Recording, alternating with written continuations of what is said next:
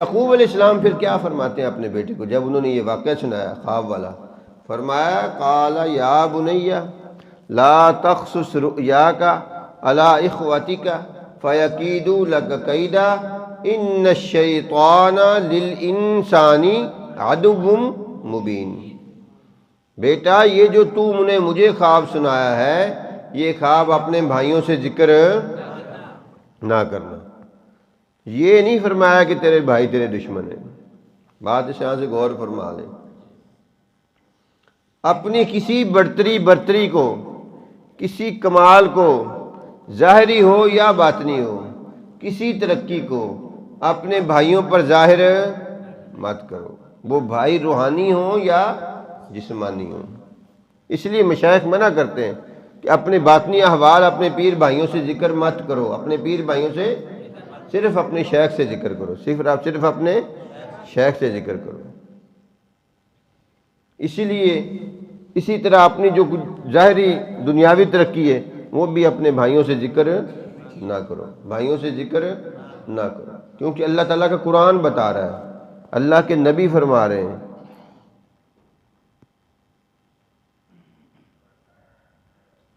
اللہ کے پیارے نبی یعقوب علیہ السلام فرما رہے ہیں کہ بچہ اپنی اس خواب کا ذکر اپنے بھائیوں سے، جو نعمت اللہ نے تجھے عطا کی ہے یا کرنی ہے اس کا تذکرہ اپنے بھائیوں سے۔ یہ نہیں فرمایا کہ تیرے بھائی اچھے نہیں ہیں۔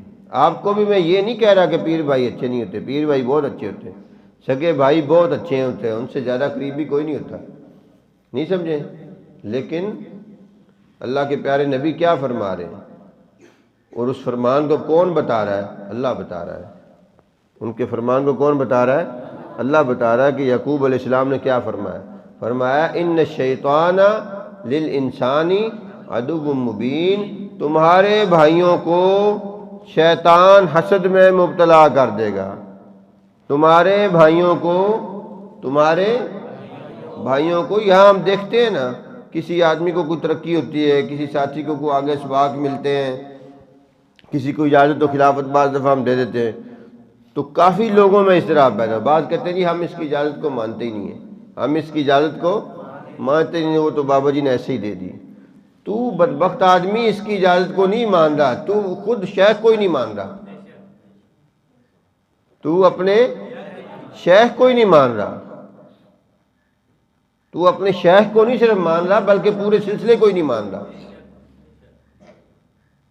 شیخ کا ہاتھ تو سلسلے کا ہاتھ ہے نا، شیخ کی توجہ تو سلسلے کی توجہ ہے نا، شیخ کا فرمانا تو پورے سلسلے کا فرمانا ہے نا، شیخ کا مردود پورے سلسلے کا مردود ہے، شیخ کا مقبول پورے سلسلے کا مقبول ہے۔ ہم جی کسی خلافت کو کوئی اہمیت نہیں دیتے، جی اس کی خلافت کو فلاں کی، تو فلاں یا کسی کی خلافت کو اہمیت نہیں دے رہا بلکہ تو اپنے آپ کو ہی اہمیت نہیں دے رہا۔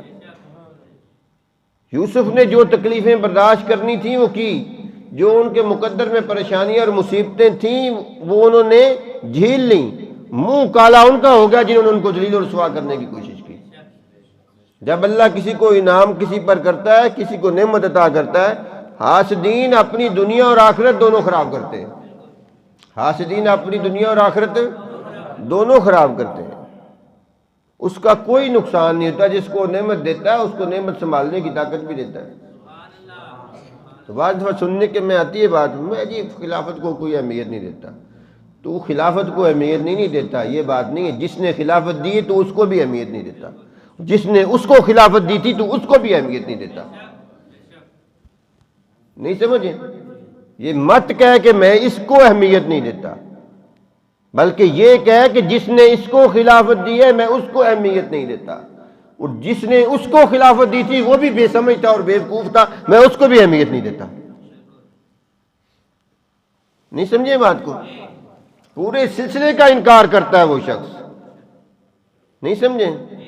اس طرح جو بزرگوں کے سلسلے کا، اپنے سلسلے کا انکار کرتا ہے کبھی کسی فیض کا متحمل نہیں ہو سکتا، نہ اس کو اپنے سلسلے سے فیض ملتا ہے نہ اولیاء اللہ کے کسی اور سلسلے سے فیض ملتا ہے، ہمیشہ رہندہ درگاہ رہتا ہے، وہ ذلیل و رسوا ہوتا ہے، کیونکہ حاسد کا کوئی دنیا اور آخرت میں ٹھکانہ نہیں ہے، حاسد کا کوئی ٹھکانہ۔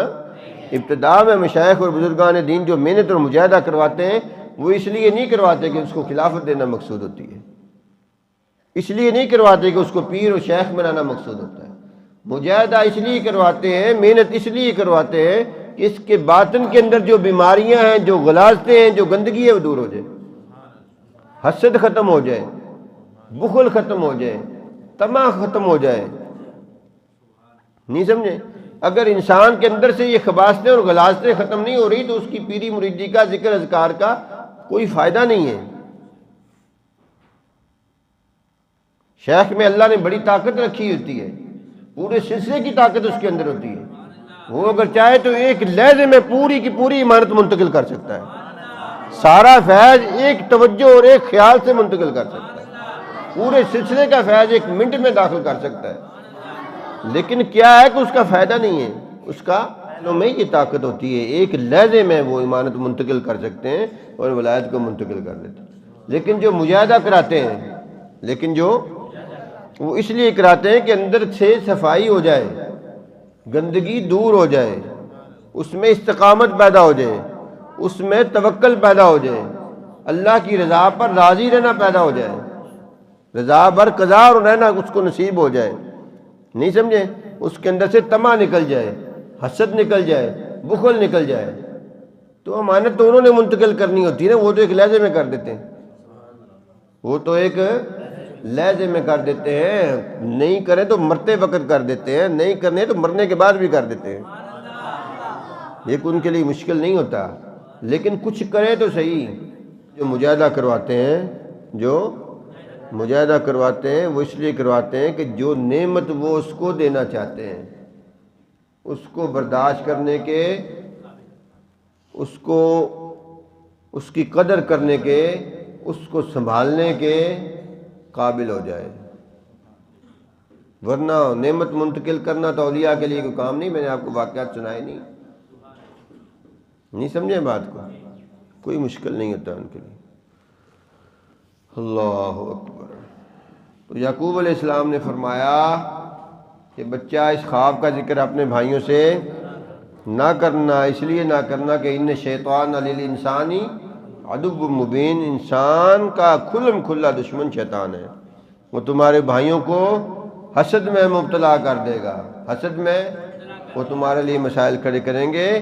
وہ بات نکل گئی، وہ بات نکل گئی، بھائیوں تک پہنچ گئی، اور قرآن گواہ ہے، تفاسیر گواہ ہے کہ پھر ان بھائیوں نے کیا کیا، کہاں تک پہنچایا یوسف علیہ السلام کو۔ اس لیے بزرگ فرماتے ہیں کہ اپنے حسبی بھائی ہوں، نسبی بھائی ہوں، روحانی بھائی ہوں، اپنی ترقی اور اپنی کامیابی ان کے سامنے ظاہر مت کرو، کیونکہ شیطان کو ورگلا دے گا، حسد میں مبتلا کر دے گا، وہ اپنے لیے بھی مسائل و مصائب کا سبب بنیں گے اور آپ کو بھی مصیبتوں کا شکار کر دیں گے۔ بے شک کہ وہ بھائی ہیں، بے شک کہ وہ بھائی ہیں۔ اچھا جی۔